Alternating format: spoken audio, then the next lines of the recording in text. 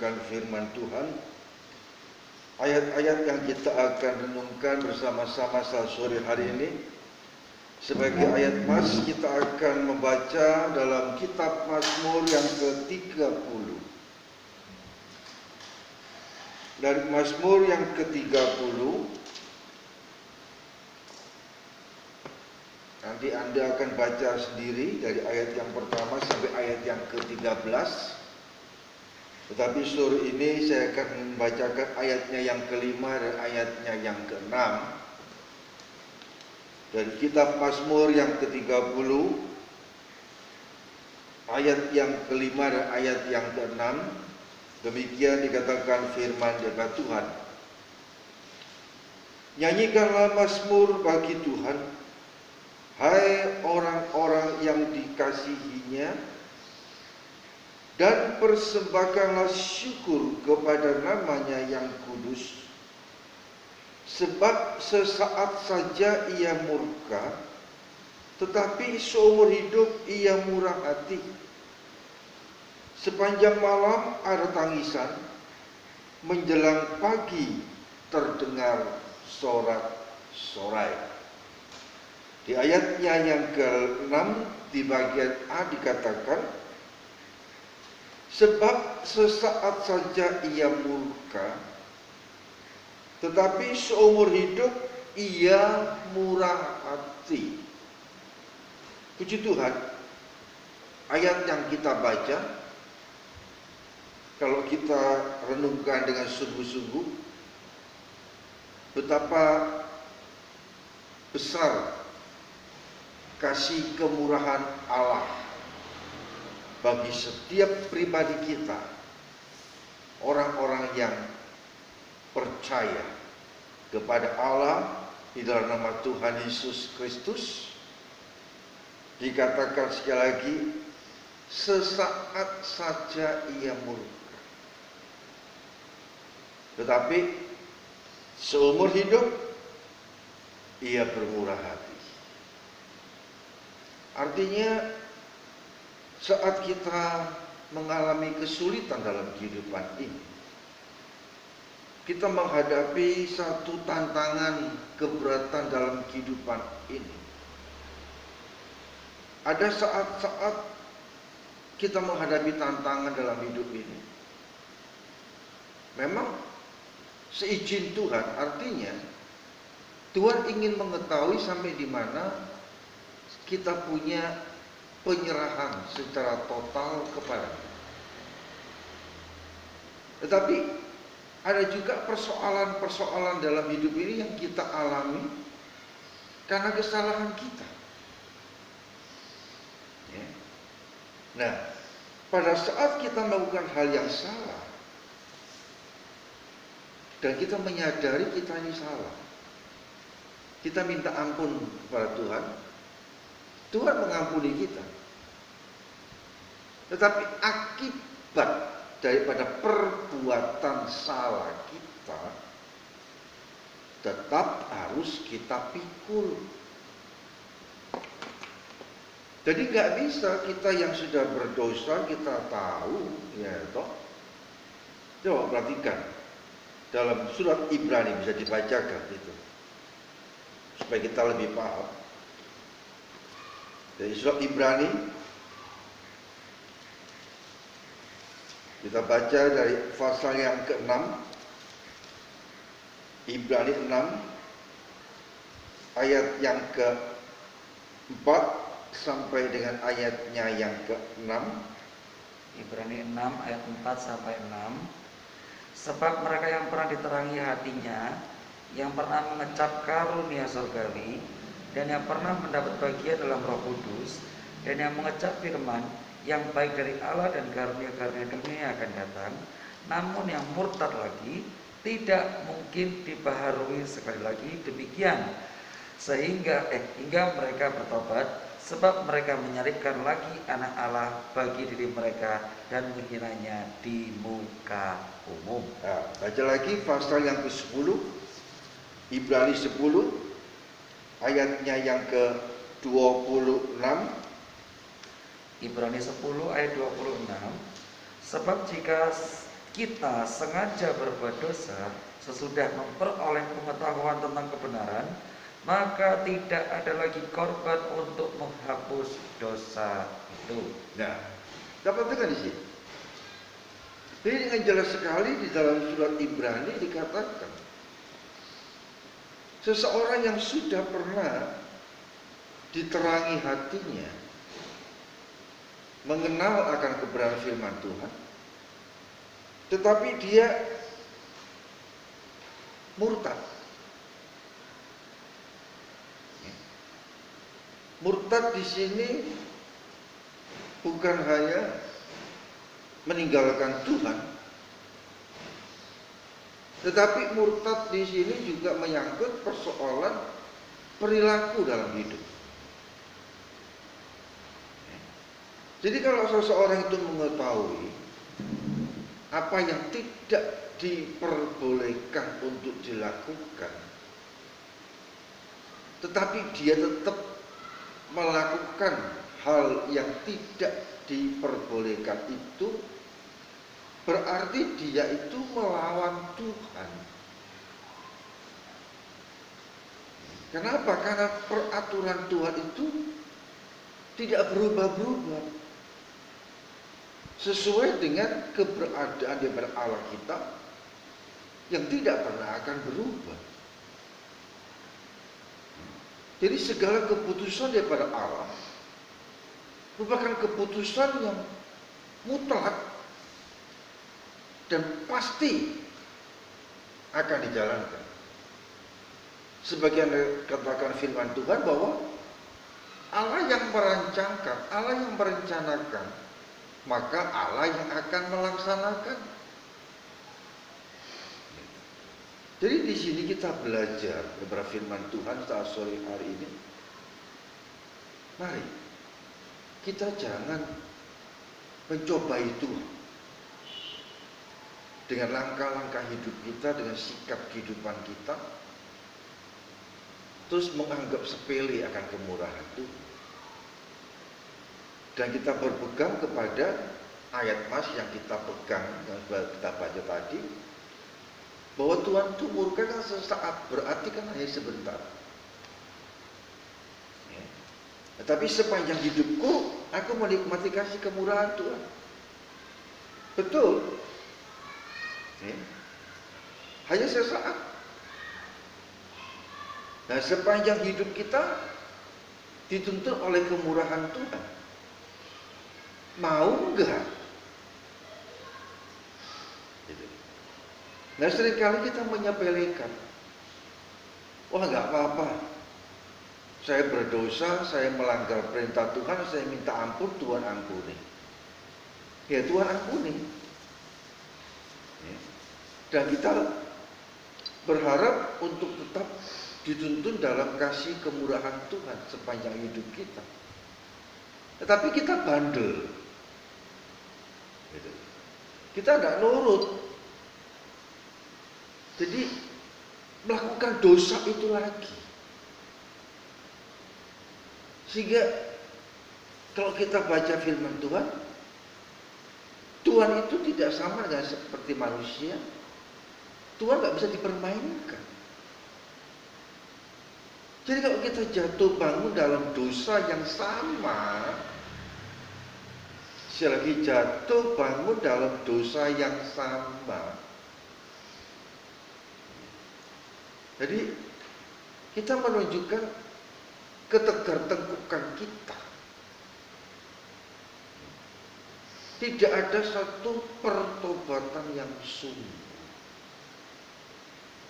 Kalau tidak ada pertobatan yang sungguh, maka apa yang akan dialami?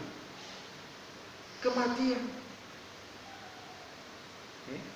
Bukan kematian secara lahiriah semata-mata, tapi kematian kekal, kebinasaan. Kebinasaan yang kekal di dalam api neraka. Siksaan yang luar biasa. Nah, sebelum itu akan terjadi dan dialami, maka Allah pun juga masih memberikan kesempatan untuk manusia ini bertobat dengan sungguh-sungguh. Tidak terus mengulangi akan hal-hal yang tidak dikehendaki oleh Tuhan. Dan kalau kita kembali untuk merenungkan daripada Mazmur yang ke-30 itu, dan kita melihat dari kitab Nabi Yehezkiel pasal yang ke-18 ayat yang pertama sampai ayat yang ke-32, diungkapkan dengan jelas dalam kitab Nabi Yehezkiel 18 ayat 1 sampai ayat yang ke-32, bahwa setiap manusia bertanggung jawab atas dirinya terhadap Allah. Setiap manusia bertanggung jawab. Bukan bertanggung jawab secara global, satu keluarga. Tapi setiap pribadi lepas pribadi.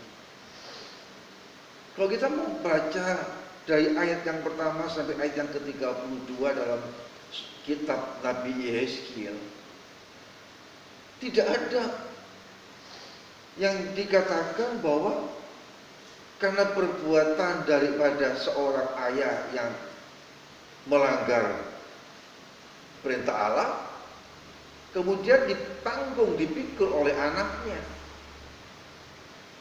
atau sebaliknya. Dan kalau kita kembali memperhatikan satu hal di mana dikatakan dalam ayat yang keempat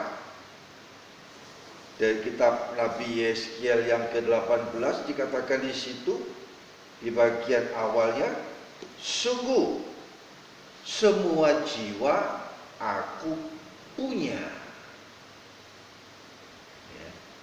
Setiap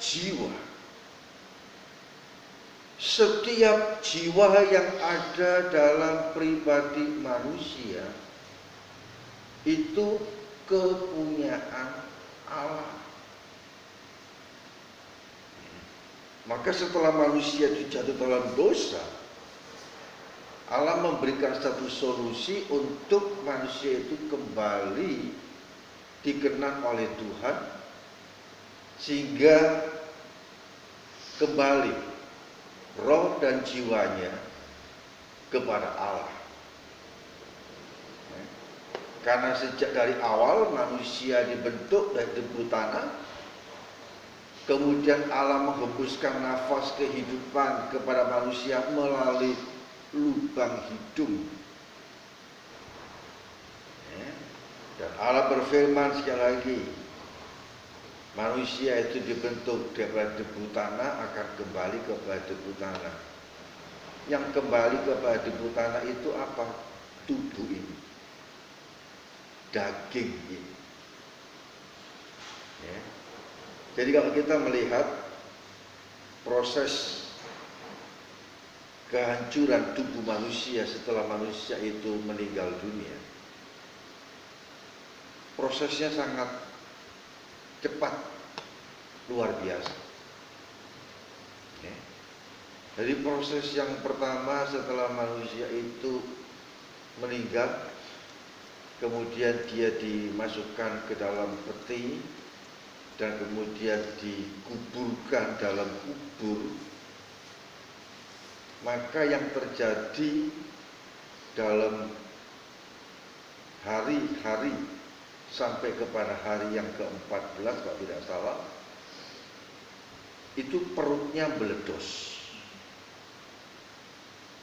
Dus. Kenapa perutnya meledos duluan? Secara ilmiah memang manusia ini terdiri daripada cairan. Tubuh manusia ini 70% itu adalah air. Sehingga karena air itu yang terkungkung, sehingga dia meledak. Begitu perutnya udah meledak, kemudian isi perutnya pun sudah mulai terurai. Begitu terurai, kemudian mulai yang namanya set uget-uget itu mulai gerogoti di dalam daerah kepala, ya, daerah kepala dulu. Dari daerah kepala terus langsung ke seluruh sekujur tubuh. Dari rongga kepala ini sendiri, kedua belah mata itu sendiri yang pertama kali digerogoti dengan set itu dan bolong bersamaan dengan lubang yang ada di tulang yang ada di tengkorak hidung manusia itu. Ya, itu mulai gerak. Jadi kurang lebih dalam prosesnya, gitu, kalau tidak salah, menurut ilmu kedokteran, hancurnya tubuh manusia itu kira-kira sekitar 1-2 bulan setelah dia meninggal. Ya, sehingga tinggal tulang belulang. Nah, saya tidak akan bicara soal itu. Ya. Tetapi kita akan berfokus kepada apa dikatakan firman Tuhan di sini, bahwa jiwa setiap manusia itu Tuhan yang punya. Nah, kalau kita menyadari bahwa kita ini hidup, kita masih bernafas,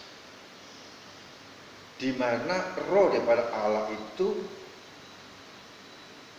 yang menghidupkan kehidupan saya, maka pertanyaannya, apakah saya ini mau menaruh hormat kepada Allah seperti itu atau enggak? Kalau kita mau menaruh hormat kepada Allah sepenuhnya, otomatis kita akan menuruti apa yang diperintahkan oleh Allah yang sudah Allah sampaikan di dalam firman Tuhan yang kita baca, yang kita renungkan dalam hidup ini. Jadi kita takut kepada Allah itu bukan takut seperti kita menghadapi sesuatu yang menakutkan, bukan. Jadi kita takut kepada Allah itu kita menghormati Allah. Nah, sebagai bukti bahwa kita ini takut kepada Allah, kita menghormati Allah, kita ini melakukan apa yang menjadi perintahnya Tuhan. Jangan ngengkel, jangan melawan. Jangan melawan. Ya, karena itu dikatakan kalau kita perhatikan dalam kitab Nabi Yeskiel yang ke-18 ini sendiri, ya, bisa dibacakan pada ayat yang ke-9. Yeskiel 18 ayat 9. Hidup menurut ketetapanku dan tetap mengikuti peraturanku dengan berlaku setia, ialah orang benar, dan ia pasti hidup. Demikianlah firman Tuhan Allah. Ya, hidup menurut ketetapan, mengikuti peraturan. Ketetapannya siapa? Ketetapannya Allah. Peraturannya siapa? Peraturan Allah. Bukan ikuti peraturannya manusia. Gitu. Ya. Sebagai rasa hormat kita kepada Allah. Kalau kita menghormati atasan di mana kita bekerja, ya, maka keputusan dan peraturan yang dikeluarkan oleh atasan kita, nah karena kita ini bekerja, maka kita harus mentaati. Ya. Nah, kalau hukum dalam dunia ini harus kita turuti. Untuk apa? Supaya kita tidak menjadi penghuni di balik jeruji besi alias penjara. Kalau kita mengikuti peraturan, mengikuti hukum yang ada yang berlaku di dunia ini, Kita bebas. Kesana kemari kita nggak perlu takut. Kenapa? Karena kita nggak melanggar hukum. Tapi kita melanggar hukum, yang mungkin kita bisa nutupi. Untuk beberapa saat kita bisa nutupi pelanggaran hukum yang kita lakukan. Dan satu ketika akan muncul. Begitu ketahuan, ya sudah. Ya, akibatnya apa? Ya diputuskan oleh hakim. Dan akhirnya harus menjadi penghuni hotel Borneo. Kerennya. Ya, penjara. Nggak usah dibilang penjara. Nggak bisa bebas, ya sampai sana kemari. Dan harus kerja dengan sesuatu yang sudah ditentukan oleh kepala penjara itu sendiri. Sebagai akibat daripada kesalahan yang dilakukan. Pada saat bebas, di dunia bebas, kita melanggar hukum, kita masuk dalam penjara. Dalam ruang gerak yang terbatas. Semuanya serba terbatas. Nah kita kan berontak sebagai seorang tahanan. Ya ditambah lagi hukumannya. Ditambah lagi. Kalau kita menyadarikan hal ini, jadi seperti apa yang sudah kita baca firman Tuhan tadi dalam kitab Ibrani, seseorang yang sudah pernah mengecap kasih karunia Tuhan, tapi kemudian dia kembali untuk berbuat dosa, dia murtad, berarti dia ngelawan Tuhan, maka dia harus memikul tanggung jawabnya. Dan kalau tidak bertobat, ya ada kesempatan untuk bertobat, tidak bertobat dengan sungguh-sungguh, pada akhirnya ya dia harus mati, binasa. Dalam kebinasannya kekal di dalam neraka. Tetapi yang menuruti ketetapan Tuhan, melakukan peraturan Tuhan, dia akan hidup. Bukan hanya hidup saat ini, tetapi juga akan menikmati hidup yang kekal di dalam surga. Dan kembali kita perhatikan dalam kitab Yehezkiel yang ke-18, bisa dibacakan pada ayatnya yang ke-14. Yehezkiel 18 ayat 14. Sesungguhnya kalau ia melahirkan seorang anak, dan anak ini melihat segala dosa yang dilakukan ayahnya, tetapi menginsafi hal itu sehingga tidak melakukan seperti itu. Ayat 17. Menjauhkan diri dari kecurangan, tidak mengambil bunga, uang atau riba, melakukan peraturanku dan hidup menurut ketetapanku, orang yang demikian tidak akan mati karena kesalahan ayahnya, ia pasti hidup. Ya, terus kemudian ayat yang ke-20. Ayat 20, orang yang berbuat dosa itu yang harus mati. Anak tidak akan turut menanggung kesalahan ayahnya, dan ayah tidak akan turut menanggung kesalahan anaknya. Orang benar akan menerima berkat kebenarannya, dan kefasikan orang fasik akan tertanggung atasnya. Terus ayat 21, tetapi jikalau orang fasik bertobat dari segala dosa yang dilakukannya dan berpegang pada segala ketetapanku serta melakukan keadilan dan kebenaran, ia pasti hidup, ia tidak akan mati. 23. Apakah aku berkenan kepada kematian orang fasik? Demikianlah firman Tuhan Allah, bukankah kepada pertobatannya supaya ia hidup? Terus 24. Jika orang benar berbalik dari kebenarannya dan melakukan kecurangan seperti segala kekejian yang dilakukan oleh orang fasik, apakah ia akan hidup? Segala kebenaran yang dilakukannya tidak akan diingat-ingat lagi. Ia harus mati karena ia berubah setia dan karena dosa yang dilakukannya. 26. Kalau orang benar berbalik dari kebenarannya dan melakukan kecurangan sehingga ia mati, ia harus mati karena kecurangan yang dilakukannya. 27. Sebaliknya, kalau orang fasik bertobat dari kefasikan yang dilakukannya dan ia melakukan keadilan dan kebenaran, ia akan menyelamatkan nyawanya. Jelas bukan? Jadi di sini keadilan Allah. Allah tidak akan hukum seorang anak karena kesalahan orang tuanya. Demikian juga sebaliknya. Jadi setiap manusia itu bertanggung jawab kepada Allah. Mempertanggungjawabkan segala perbuatan. Dan Allah yang menentukan. Allah yang mengetahui. Kenapa? Karena tidak ada sesuatu yang dapat disembunyikan di hadapan Allah. Kita mungkin bisa melakukan sesuatu hal pelanggaran di antara perintah Tuhan, dan kita bisa bersembunyi. Tetapi di hadapan Tuhan kita tidak bisa sembunyi. Semuanya terbuka lebar, terbuka jelas di hadapan Tuhan. Manusia bisa menutup, tetapi sampai kapan?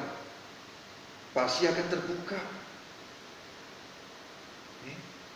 Jadi tidak ada dosa yang tidak akan dinyatakan. Tidak ada perbuatan salah yang tidak akan terungkap. Semua akan terungkap.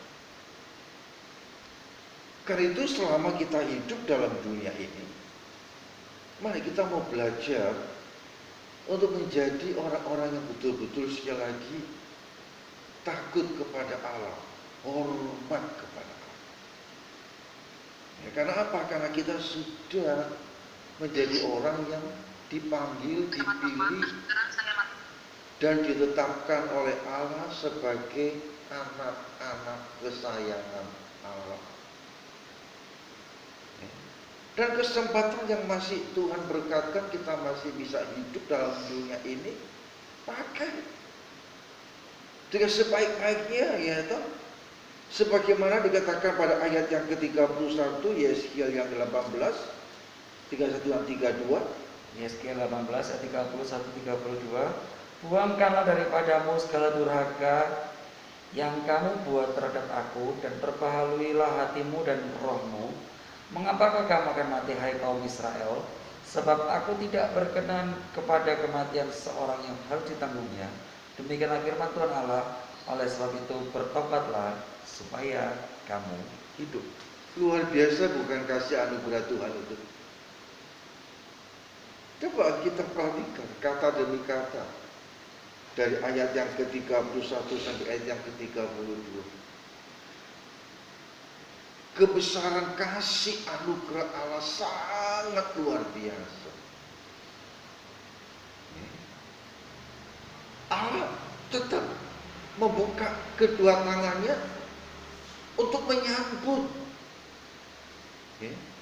setiap orang yang mau datang, yang mau bertobat dengan sungguh-sungguh dan mau untuk berubah, memperbaharui hati, memperbaharui roh, memperbaharui akhlak, memperbaharui langkah kita. Karena apa? Karena Allah tidak menghendaki akan kebinasaan. Ya, dikatakan dengan jelas bukan? Ayat yang ke-32, sebab aku tidak berkenan kepada kematian seseorang yang harus ditanggungnya. Luar biasa. Kasih anugerah Allah itu tidak akan dapat kita bandingkan dengan apapun juga. Berarti Tuhan masih menyediakan waktu untuk kita berubah. Tidak ada seorang pun yang tidak berbuat salah. Setiap pribadi manusia Pasti ada kelemahan dan kekurangan. Tapi kita mau menyadari apa dari kelemahan kekurangan kita. Kita minta anugerah Tuhan berlaku dalam hidup. Ya.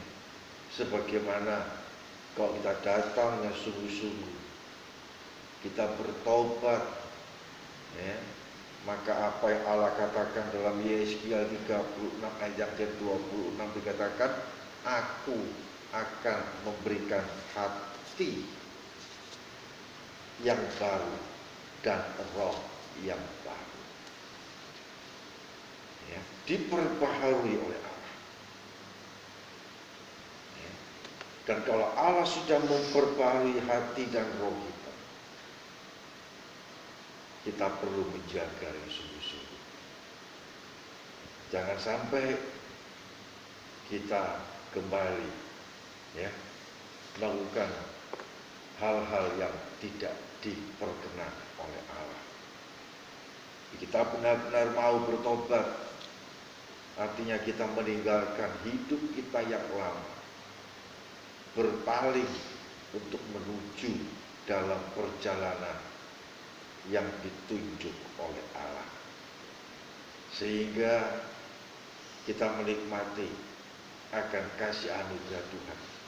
Ya, aku salah, aku bertobat, aku ngaku, aku minta ampun kepada Tuhan. Tuhan mengampuni.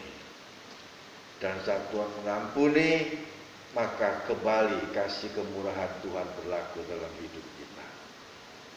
Kita dituntun oleh kasih anugerah Tuhan. Dan untuk mempertahankan akan kita ini tetap dalam tuntunan kasih anugerah Allah, bukan sesuatu hal yang mudah. Ya. Tetapi kita perlu untuk tetap menjaga kedekatan kita dengan Tuhan. Tetap lengket. Sehingga dikatakan dalam kitab Mazmur, ya kan, orang yang beriman, orang yang percaya, orang yang lengket dengan Tuhan, orang yang dekat dengan Tuhan, tidak takut untuk menghadapi kenyataan yang ada dalam kehidupan dunia ini. Kan apa? Semuanya itu akan ditinggalkan. Jadi kita sebagai anak-anak Tuhan, kita diperlengkapi oleh Allah dengan roh yang memberikan kepada kita kekuatan, yang memberikan kepada kita ketertiban hidup. Kekuatan daripada Tuhan, ketertiban hidup daripada Tuhan. Nah, ketertiban hidup inilah yang seringkali kita terpeleset di sini. Kita kadang-kadang tidak tertib. Kalau kita nggak tertib, otomatis kita akan menunggu akibat. Menunggu akibat. Karena itu mari, di dalam kesempatan yang Tuhan masih berkatkan ini, sekali lagi kita mau belajar. Ayo, jangan kita sampai melecehkan Allah dengan perbuatan-perbuatan kita. Karena kita melecehkan Tuhan melalui perbuatan-perbuatan kita, dan tidak ada pertobatan yang sungguh-sungguh, kita akan mengalami kebinasaan yang kekal dalam neraka. Ditolak sama Tuhan. Tetapi kalau kita sudah menyadari, ya, aku berbuat dosa, aku datang kepada Tuhan, aku minta ampun, aku bertobat, dan sungguh-sungguh bertobat, tidak kembali mengulangi akan kesalahan yang pernah diperbuatnya, mau hidup dalam tuntunan daripada kasih anugerah Allah, ada kedisiplinan dengan Tuhan, tidak ngacak, sehingga kita betul-betul bisa tetap berada di dalam tangan kasih kemurahan Allah, Sehingga pada akhir kita meninggalkan kehidupan dalam dunia ini, kita bukan menghadapi kebinasaan, tetapi kita akan menikmati kehidupan kekal dalam surga yang mulia. Ya. Karena sesaat saja Tuhan temurkan. Hanya sesaat saja Tuhan mendidik kita. Sesaatnya bagaimana? Sesaatnya saat kita ini masih berada dalam dunia ini, kita dibentuk oleh Tuhan, dididik oleh Tuhan, sehingga kita masa seolah Tuhan itu menguruskan kita dalam didikan Tuhan. Tapi nanti setelah selesai kita mengikuti akan didikan Tuhan, pada akhir kita akan menikmati satu kesukacitaan yang sangat luar biasa, sebagaimana yang diungkapkan dalam Mazmur yang ke-30 itu sendiri. Bisa dibacakan di ayatnya yang ke-12.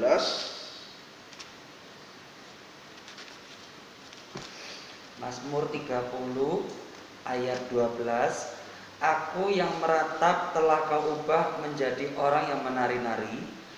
Kain kabungku telah kau buka, pinggangku kau ikat dengan sukacita. Ayat 13. Supaya jiwaku menyanyikan mazmur bagimu dan jangan berdiam diri. Tuhan Allahku, untuk lama-lamanya aku mau menyanyikan syukur bagimu.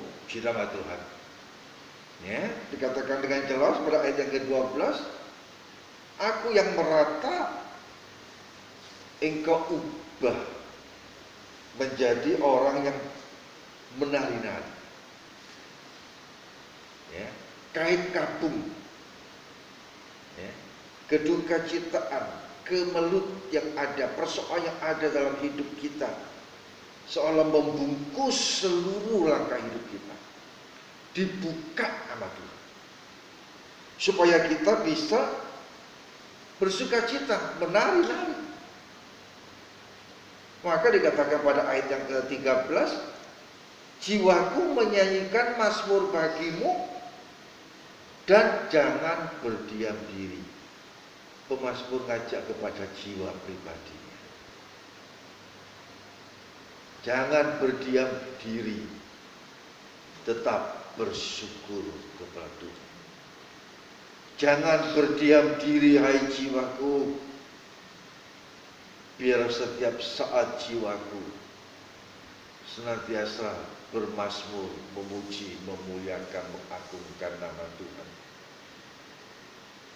Jangan berdiam diri, hai jiwaku, bila setiap saat aku mau mengagumi Engkau Allah yang luar biasa.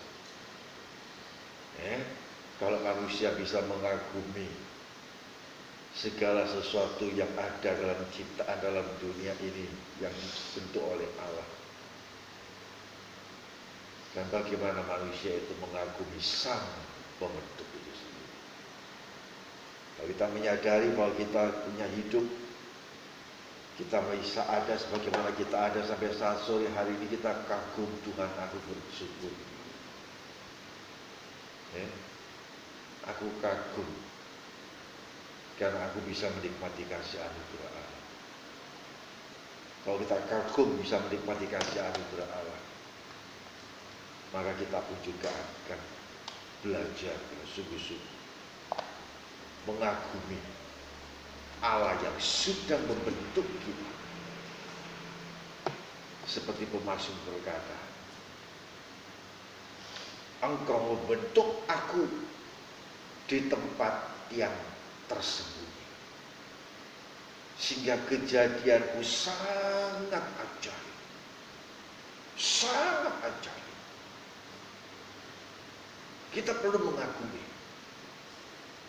di mana Allah membentuk kita sejak kita berada dalam rahim ibu kita masing-masing, dan Allah sedang merencanakan sesuatu yang indah untuk langkah kehidupan kita. Karena itu dikatakan sekali lagi pada ayat yang kelima, yang ke-6 di Mazmur yang ke-30 sendiri, hanya sesaat saja dia berubah.